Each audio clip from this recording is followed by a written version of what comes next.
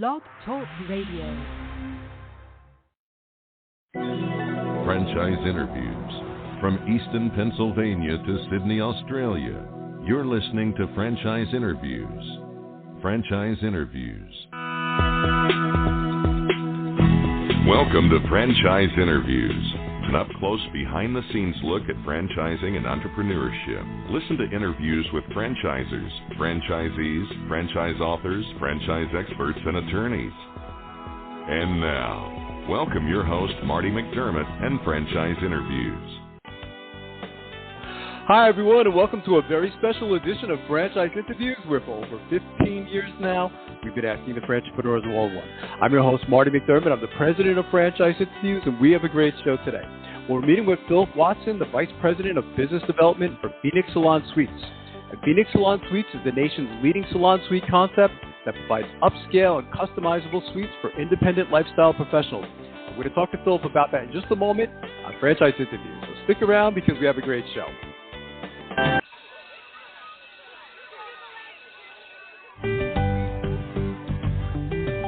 Franchise Teacher. Would you like to know how to franchise your concept or grow your franchise business? Meet the experts at Franchise Teacher. The goal of Franchise Teacher is to teach, coach, consult, and advise. The team of experts at Franchise Teacher will evaluate your business model and present you with a winning business strategy. Franchise Teacher will help you decide whether or not your concept works and if it's franchisable. Franchise Teacher is proud to have over 30 years of experience in franchising as both franchisees and franchisors. Franchise Teacher are developers of over a dozen franchise systems, which include brick and mortar as well as home-based concepts of nearly 3,000 combined franchise locations. Whether you need to add more units or get more customers, Franchise Teacher can help. We will teach. Franchise Teacher will help you learn our proven system. Coach. Franchise Teacher will help you provide a game plan to succeed. Consult. Franchise Teacher will make sure you stay on track. And advise. Franchise Teacher will help you learn from our over 30 years of experience in franchising as both franchisees and franchisors. Take advantage of our free, no-obligation phone consultation. Simply go to franchiseteacher.com or call us at 561-385-3032. That's franchiseteacher.com or call us at 561-385-3032. Hi, this is Connie McDermott, Administrative Assistant for Franchise Interviews, LLC, and you are listening to Franchise Interviews. Franchise Interviews. From Easton, Pennsylvania to Sydney, Australia, you're listening to Franchise Interviews. Franchise Interviews. Hi, everyone, and welcome back to a very special edition of Franchise Interviews, where for over 15 years now, we've been asking the entrepreneurs one-on-one. I'm your host, Marty McDermott. I'm the president of Franchise Interviews, and as we were saying earlier, we have a great show today. Well, we're meeting with Philip Watson, the vice president of business development for Phenix Salon Suites. And Phenix Salon Suites is the nation's leading salon suite concept that provides upscale and customizable suites for independent lifestyle professionals. Hi, Philip. How are you? Welcome to the show. I'm doing well, Marty. How are you? Thanks for having me. Oh, this is my pleasure, Philip. We always like to ask our guests, where are you calling from this morning, Philip? I'm actually calling from Atlanta, Georgia, but the company is based out of California. Okay, fantastic. That's terrific. I thought, maybe we can start off, Philip. You can describe the Phenix Salon Suites franchise to our listeners, and then, maybe then we can dive a little bit into the history. I know there's an amazing story behind the company. Yeah, absolutely. So Phenix Salon Suites, we license out fully enclosed salon suites for not only salon professionals, so when you think salon, hair, nail, makeup, right, but also we call lifestyle professionals, massage therapists, teeth whitening, Botox, chiropractor. Really, if it falls into the health, beauty, wellness arena, we can license a suite to them. So it gives the professional a space to run their business. They can set their own hours, sell their own products, can build their own empire. So we're very big advocates for the professional and want to give them that flexibility and, a clean, safe space to operate out of. It's interesting. When I was reading the whole history of Phenix Salon Suites, Philip. I mean, we always tell our listeners, look towards the industry experience of the founders, and you can go all the way back to, I guess, 1929. It seems like Gina was kind of like destined to be in this industry, wasn't she? I mean, she was born into the industry, wasn't she? Yeah, she was. They have 27 people in their family that are all in the industry. Yeah, she started probably 5 years old, sweeping hair in her father's salon. So that really sets us apart from a lot of the competition, being led by a professional. And Gina spent over 45,000 hours behind the chair, 13,000 hours actually working in a suite. She has a huge following on social media. She's been on Undercover Boss. They're turning her autobiography into a movie and filming a makeover show. Yeah. So it creates a lot of additional, buzz around the brand and shows the professionals that we have somebody who's been in their shoes, leading the company, and that's going to have great empathy for them. So, again, we're very big advocates for the professional and helping them, be able to operate an affordable suite. Her story's amazing too, Philip, because it kind of sounds like what happened was, when I was reading a little bit about this story, was I guess she was cutting hair in a particular salon, and then, she was pregnant, I guess, ready to have her baby, or she was having her baby. Maybe you could tell that story, because I thought that was certainly the catalyst, wasn't it, for Phenix Salon Suites, wasn't it? Right. So back in 2002, Gina was working at a standard booth rent salon, and she had her newborn son, Phenix, a few days early. So that's where the name comes from. It's actually named after her firstborn son, and that's why it's spelled a little differently. But while she was in the hospital, she got a call from the salon owner saying, "Hey, you're a day late on your payment. You've never been late before. What's going on?" She naturally apologized, and I just had my kid unexpectedly. And he says, "Congratulations, but if you want to keep your booth, I'm going to need to have your dad or husband run a check down to me today, while she's in the hospital." So she said, "You know what? I'm done working for these salon owners who don't have empathy for what we go through. Why don't I open my own salon?" So she started to look for property and pretty quickly came across a struggling salon that was in the red. Within a week of coming across that property, she had taken ownership. And she was able to turn it around very quickly because she focused on the culture and the location and put the professionals above herself. But, even being from the industry and being a professional herself, she found it difficult to manage 30 different personalities and do scheduling and payroll and, all that. So she had this idea because her mom used to work in the back of the salon and had her own kind of private room that she absolutely raved about it. It's like having her own mini salon. So she said, what if I open a property with a bunch of mini salons like that? So in 2007, she opened the first Phenix Salon Suites in Colorado Springs. Location did so well that they opened another location not even 2 miles down the road from their first, early 2009. That did so well, they started to franchise. And here we are today with 315 locations. We're in 32 states. We're the first international franchise brand. We have a location in Manchester. So the brand's performing extremely well and is really taking off. It's a great story, isn't it, Philip? I mean, when I hear this story, I mean, it's one of the reasons why we started the show. Is you hear that kind of story, you say, "Oh my God!" I mean, it really it's fantastic. How does technology is a big part of your business too, Phil? Maybe you could talk a little bit about how you incorporate technology into the business. Yeah, so there's multiple ways that we incorporate technology. Now, for our franchisees, we've invested quite a bit in our real estate model, and it shows all the main drivers for our business. Where are the salons, nail salons, barber shops located? How many professionals work in each of those locations? Because the professional will, build a book of business at a local salon, and then once they have a solid book, they'll come license a suite from us. So important to see where those professionals are so we can be located close to them. And so we help with the site search using technology. Our app is very intuitive and it's kind of dual-sided. So one side for the franchisee, it's more of a property management app. The franchisee can communicate with their professionals, collect payment. It has a lead management tool. House all their documentation. They can find their license agreements right there on the spot at the end of the suite tour. But it's also for the professional and provides a lot of resources for them at no cost. So we actually have scheduling software, credit card processing at the lowest rate in the industry. It has training videos and different tactics on how they can build their business. Even has access to PPP loan programs, telemed, discount prescription cards. So, it goes above and beyond just their standard business needs. You mentioned PP loan, Philip. It makes me think of, COVID. The theme of the show last year was, it was hard to avoid, was the whole topic of COVID. What did you or Phenix Salon Suites learn from the whole, COVID crisis? Ultimately, COVID really just added fuel to the fire for Phenix, because if there was a setup for COVID, we're it.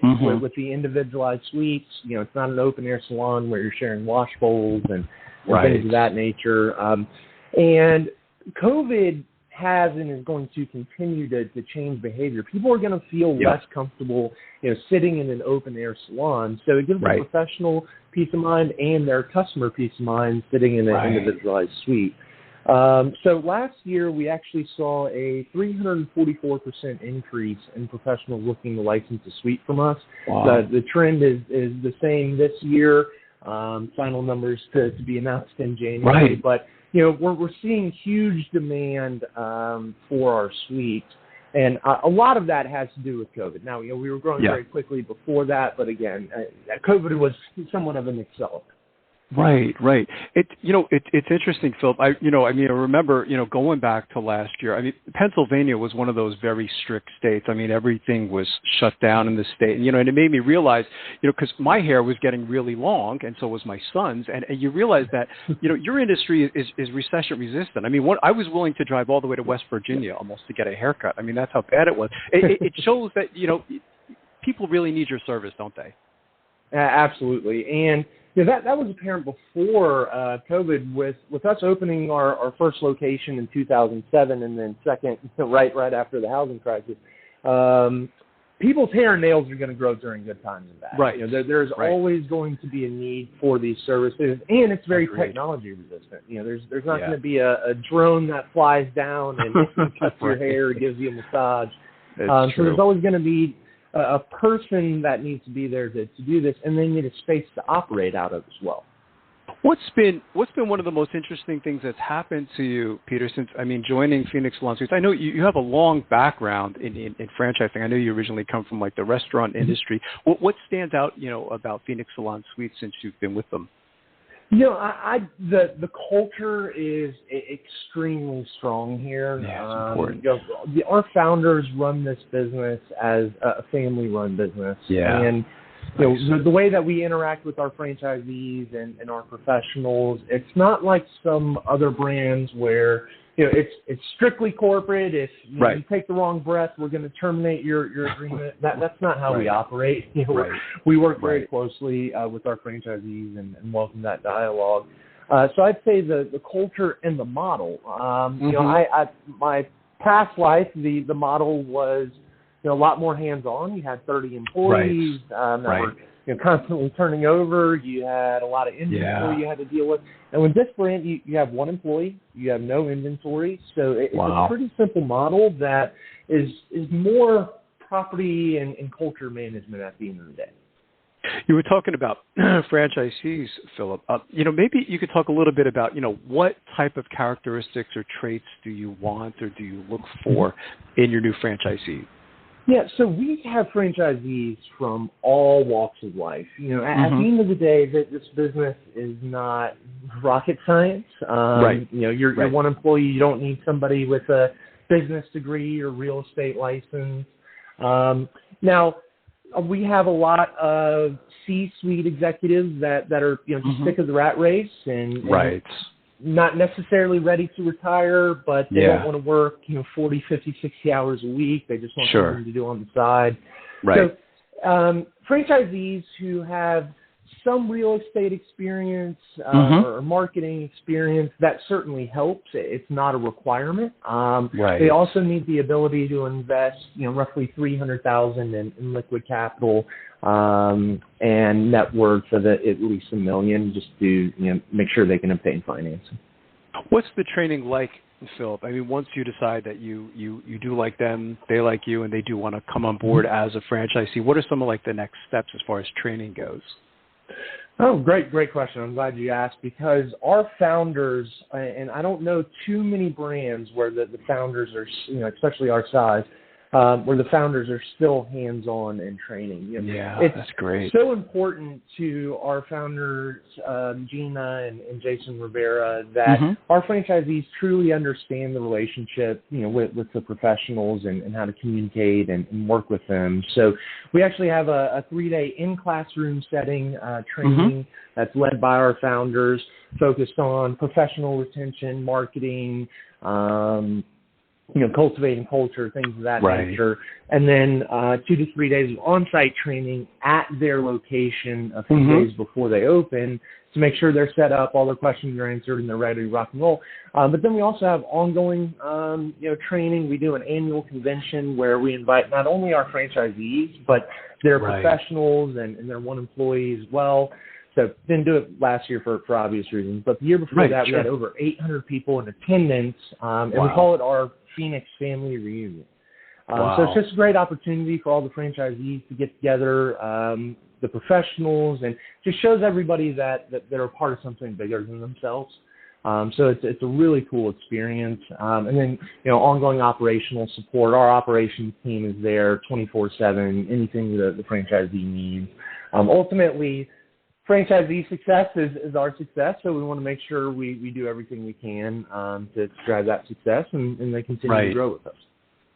It makes me wonder, Philip, did Gina know early on, when she first started, her first initial operation, was franchising like part of the picture, or was it something that just kind of, they said, okay, we have something here, this can be duplicated, we have this strong system, this strong brand, I think we're ready to franchise. Is that how it happened, or was it always part of the big picture? No, I'm not 100% sure on that answer, but I think it just kind of, came to them that, listen, we opened our first, the second one's doing well. Let's prove concept, open another, a couple of locations. And, Jason also has some experience in franchising as well. Oh, okay, good. So it was just the natural next step. Natural. Right. Absolutely. That's fantastic. What's a typical day like for a Phenix Salon Suite franchisee, Philip? From, I guess, maybe the time they open to the time they go home, it sounds like, there could be a little bit of like absentee ownership, I guess, but maybe you could talk a little bit about that. Yeah, so this model is, very semi-absentee. Once you're up and running, especially after the first 12 months, if a franchisee is spending more than a couple hours a week inside of their location, we say, that can be too much time. Now, they may be doing, some marketing and other things outside of the brick and mortar establishment, but they don't have to spend a lot of time because, again, it just becomes property management. If a professional has a leaky faucet or a broken door hinge, we want to get that fixed quickly. We understand that can interrupt their business, so we want to get that done as soon as possible. Check in, make sure the professionals have everything that they need and that the culture is intact. But outside of that, there's not a lot to it. That one employee will help keep the common areas clean and kind of be the eyes and ears of the location. So it frees the franchisee up to focus on their other units or maybe other businesses or spend time with their family. That's terrific. You, as I mentioned earlier in the show, Phil, you've been involved in franchise. I was studying your background. You've been doing this quite a long time now. So when I have someone like yourself on the show, I have to ask you, what advice would you give to our listeners in their quest to buy a franchise? Because, it seems like there's so much out there today to choose from. There's just more systems every single year. So, from everything you've learned up to this point, what advice would you give to our listeners in their quest to buy a franchise? Yeah, at the end of the day, it's all about finding the right fit. I wouldn't, don't rush into a franchise or ever feel like you've been sold on a franchise. The way that we approach the business is, here's the information on the brand. We love information on you, and let's just see if we're a good fit at the end of the day. It's not about jamming a franchise down somebody's throat or anything like that. So, make sure you do your due diligence. Definitely, investigate not only the economic side and make sure that the returns that you want to see are there, but also that the culture is there as well. Because you're going to be partnered with them for this is a long-term partnership. So you want to make sure that you see eye to eye. I think that's great advice. So if you look into a crystal ball, Philip, I mean, if you can look, maybe 3 years, 5 years down the road, I know Phenix Salon, you mentioned earlier that there's international growth going on now too. I mean, where do you see the organization maybe 3 years, 5 years down the road? Yeah, so, in 5 years, we'll be at least at 500 units. Right now we have the location open in Manchester, and we signed for 75 in the UK and Republic of Ireland. We also just signed for 8 locations in Sweden. So we have our eyes on other markets like Canada, Spain. Sure. So definitely we'll have more international locations and be at the 500 unit mark and continuing to grow. That's terrific. What's the best way, Philip, for our listeners to get more information on Phenix Salon Suites? Of course, there's the franchise opportunity, but even the service itself. Are there any websites you can kind of direct our listeners to? Yeah, there's a few different ways. So our franchise development website is PhenixSalonSuitesFranchising.com. And Phenix is spelled without the O. So again, PhenixSalonSuitesFranchising.com. They can fill out an inquiry, and we'll send them some information. And I'll reach out personally to answer any questions. Or if they want to reach me directly, my number is 770-670-1223. Or they can email me at pwatson@PhenixSalonSuites.com. And if they want some information on the consumer side, our consumer website, it's PhenixSalonSuites.com.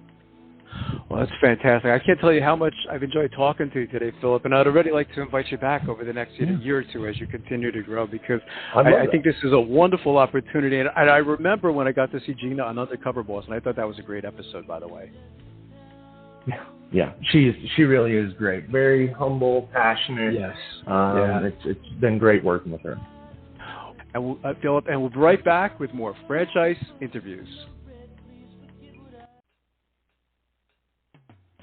Coming up on segment 2, you're going to hear what every franchipreneur needs to know before buying a franchise. We're going to play a clip from our popular Great Quotes in Franchising podcast right here on Franchise Interviews. Franchisers, are you looking to reach aspiring entrepreneurs looking to buy a franchise? Are you looking to reach a highly educated audience on franchising? Franchise Interviews, an up-close, behind-the-scenes look at franchising and entrepreneurship through our website, franchiseinterviews.com. Or you can hear and read interviews as well as get tips from some of the most successful sources in franchising. Our weekly franchise radio show where each week you get to hear a new interview with franchisers, franchisees, franchise authors, franchise experts and attorneys, and our podcast, Great Quotes in Franchising. For more information, go to franchiseinterviews.com or call us at 610-905-2919. That's 610-905-2919. Hi, everyone. This is Marty McDermott, the president of Franchise Interviews, and welcome to another edition of Great Quotes in Franchising, where each podcast you get to hear a great quote in franchising. You know, we've been hosting Franchise Interviews many years now, and during that time, we've had some incredible quotes on this show. So picture this scenario. You just started a company, and you need to hire a chief marketing officer, chief financial officer, and chief operating officer. How much do you think it'll cost to achieve this task? What if you can start a company that immediately has these positions already filled in place and ready to go? Would you be interested? Well, today's great quote in franchising comes from Ben Crosby of Franchise Development for the Drip Bar Franchise Opportunity. And Ben discusses this notion on this Great Quotes in Franchising podcast. So here we go with Ben Crosby of the Drip Bar Franchise Opportunity. Advice would you give to our listeners in their quest to buy a franchise? Because there is so much out there today. There's more to choose from. It could be a little confusing to someone who's new to getting involved in franchising. So what advice would you give to our listeners in their quest to buy a franchise? Yeah, be open-minded. Talk and learn through the business first. You know, we on the brand dev side things, most should be looking to educate the consumer first and the prospects, because at the end of the day, if you understand and have a passion for whatever business it is, you have a higher chance of being successful. Franchising is a great opportunity because you're really partnering with a C-level team. confirming that they're actually a C-level team is very important as well. When you're a prospect looking around, you don't want to be sold, a false hope, false promises. Right. But if everything is checks off, you appreciate and understand the business, and you like the team that's there to support you, really in the early times, focus on working with the team. Get rid of all the distractions in the periphery. Work with the team, be transparent, be motivated to be successful, and a good franchise system will give you all the tools in order to be successful. Yeah, I haven't heard that before in 14 years, Ben. As you mentioned, to partner with C-level partners. You know what I mean? That's right. You don't get that experience when you go into your own business. And I think that's really. If you'd like to hear that whole interview with Ben Crosby of the Drip Bar franchise opportunity, all you have to do is go to franchiseinterviews.com and go to our franchise interviews listed alphabetically page, or you can go to our franchise interviews listed by category page, and you can go under health and fitness. And lastly, we'd just like to thank everyone for making this podcast such a big hit, and we'll see you again soon with another edition of Great Quotes in Franchising from Franchise Interviews. Take care, everyone. Franchise Interviews. From Easton, Pennsylvania to Sydney, Australia, you're listening to Franchise Interviews. Franchise Interviews.